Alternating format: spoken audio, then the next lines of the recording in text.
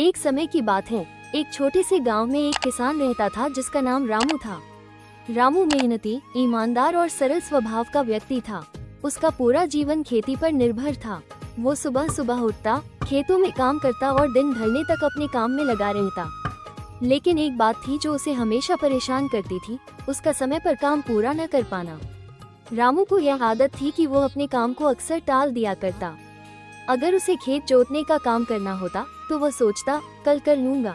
अगर बीज बोने का समय होता तो वह कहता थोड़ा इंतजार कर लेता हूँ, मौसम और साफ हो जाए।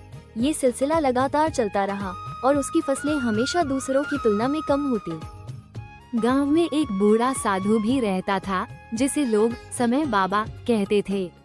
वो गांव के लोगों को समय की महत्ता समझाने में लगा रहता था। साधु की बातें अक्सर रामू के कानों तक भी पहुंचती, लेकिन वो उन्हें गंभीरता से नहीं लेता। एक दिन साधु गांव के चौपाल पर आए और बोले, समय सबसे मूल्यवान संपत्ति है। अगर इसे सही ढंग से इस्तेमाल न किया जाए तो ये हमारे जीवन से खुशियाँ छीन लेता है। रामू भी वहाँ खड़ा था, लेकिन उसने फिर से उनकी बात को अनसुना कर दिया। एक अनोखा सपना। एक रात रामू गहरी नींद में था। उसने सपना देखा कि वो एक सुनसान रेगिस्तान में भटक रहा है। वहाँ चारों ओर रेत ही रेत थी और कोई रास्ता नहीं था। अचानक एक आवाज गूंजी, रामू, समय को बर्बाद करने का परिणाम देख। वो आवाज इतनी तेज और गंभीर थी कि रामू घबरा गया। उसने देखा कि उसके चारों ओर समय के पंछी उड़ रहे हैं और वे उसके जीवन के अनमोल क्षणों को चुराकर ले जा रहे हैं। रामू ने डरकर उन पंछियों से पूछा, तुम कौन हो और मेरे साथ ऐसा क्यों कर रहे हो?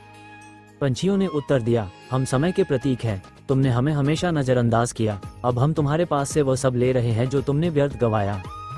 बदलाव का फैसला। सपने से जागने के बाद रामू पसीने में भीगा हुआ था।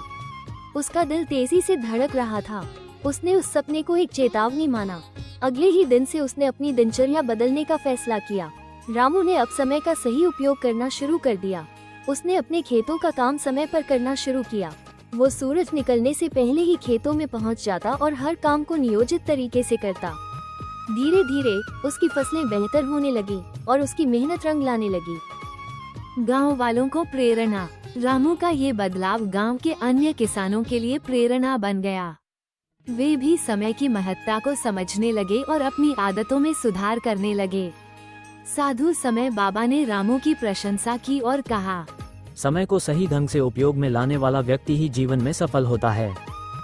कहानी का सबक। समय का सबक ये है कि जीवन में हर चीज की कीमत होती है, लेकिन समय सबसे मूल्यवान है। अगर इसे व्यर्थ गवा दिया जाए तो बाद में पछतावे के अलावा कुछ नहीं बचता। इसलिए समय का सदुपयोग करना सीखना चाहिए, क्योंकि यह वो धन है जो लौटकर कभी नहीं आता। ये कहानी अच्छी लगी तो वीडियो को लाइक कर दे और चैनल को सब्सक्राइब कर दे और एक प्यार भरा कमेंट जरूर करें।